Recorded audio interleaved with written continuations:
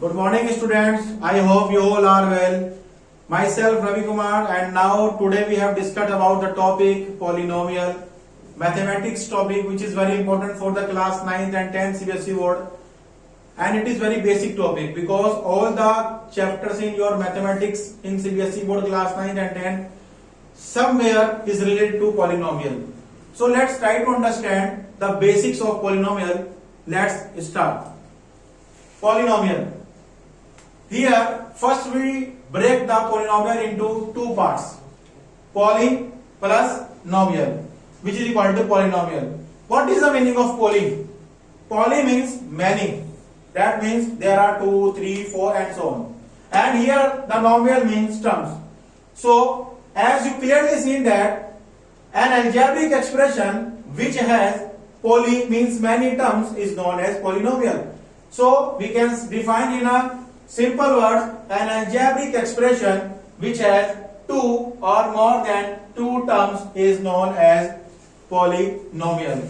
So students, you see that there are 3 words in this definition which you have to know about compulsory. What are the words? First word is algebraic expression. Second word is terms. So first we discuss about the algebraic expression. What is algebraic expression? Let's tell it. Algebraic expression, which is very useful word, you also read in class 7th and 8th. What is algebraic expression? Algebraic expression is a combination of constant and variable. So first we talk about constant. Constant